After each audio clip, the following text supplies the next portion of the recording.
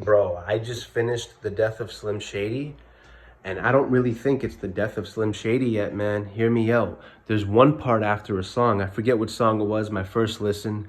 But anyways, after the song, it's like it dives into like a little skit of Eminem calling Paul Rosenberg, his manager, and he says, "Yo, bro, I had this crazy dream last night, man." Or freaking the old me came back and he was saying all these crazy stuff about, this particular group of people, that community, whatever, right? And Paul Rosenberg, what I thought he was going to say, because you see it in movies all the time, that wasn't a dream, I thought he was going to say something like that. What he really said was, "Shut up, man, shut up." And he hung the phone up. And then after that, the subject matter kind of changed. Like there is still some, jabs thrown at certain names and whatnot. But for the most part, it got more personal and it got more deep. The way the theme started, well, the whole album's deep to begin with. But when I say deep, I mean like sadder songs. But the whole album, the way it starts is like Eminem with his like 2006 just kind of flow, right? He's like, no, no, no, no, no, no, no. Like if you grew up on Eminem like I did, you would know what I'm talking about. Just bumping that first joint off the album, and then it goes into like, and Slim Shady saying some crazy shit about, poking fun at the modern times that we're living in, which he was always been doing so cleverly as well.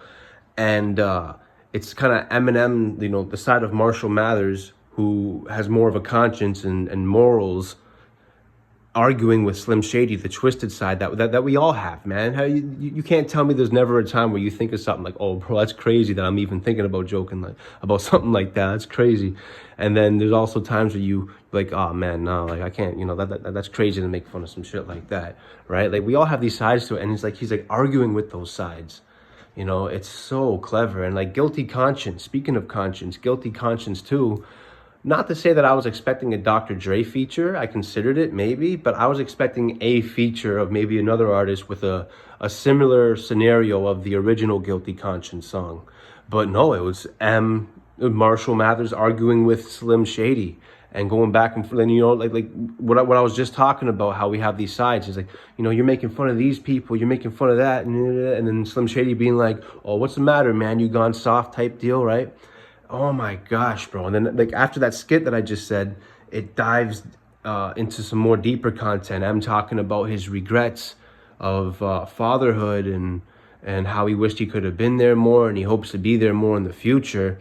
And his regrets with drug use and giving shout outs to how his daughter has came so far in life and who she came into, and giving props to his brother Nate. Really, really such an impactful album, man. And I'm always going to look biased because I'm such a huge Eminem fan, and people who know me know that of me. But I'm telling you right now, believe it or not, there's no way I can convince anyone. So, just take my word for it if you want. If I couldn't stand Eminem, I would still say this album's a masterpiece. Like, it's so conceptual. It's such a crazy concept album. And oh my gosh, it's so insane. Like, at first I was thinking, wait, he wasn't really talking more about like on some Slim Shady stuff near the end. And then I thought about, oh wait, but that skit, instead of Paul saying something along the lines of that wasn't a dream, he just said, "Shut up." So like maybe it was all a dream, and Slim Shady ain't going anywhere.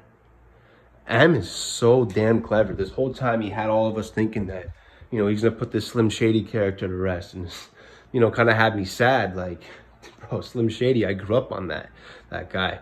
I've stood up for myself. Telling mad people to go themselves who would easily kick the shit out of me because of Slim Shady. I stood my ground in life because of Slim Shady, because of that character. So it's like to hear that M is gonna put him to rest, and now I don't think he is. Just a theory. That's what I got out of the album. I don't know, man. Like, what a good album, bro. Oh my gosh. People complain all the time, right, on the internet about which Eminem they want and yada yada, and then they get that M and then, oh, it's not good enough. And M has even expressed his frustration in interviews about it.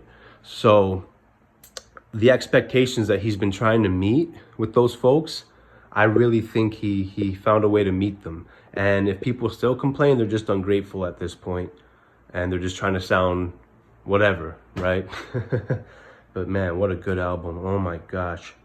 This album is insane. Like, you don't get albums like this anymore, or, you know, hardly ever. Like, this is so crazy. This guy has so much longevity. He's been in this game for so long, and he's still being so different. Oh my gosh. You can't knock this man's artistry. You can't knock his wordplay. You can't knock his delivery. You can't knock his visual, his visual mind of how he sees how things are supposed to go, and music videos and etc. You know, you can't knock this guy. People on the internet just say stuff to say it when they talk smack about the guy. You know, this album is insane. If you hate on this album, I mean, to each their own, but you're just a hater in my eyes, because this album is nuts.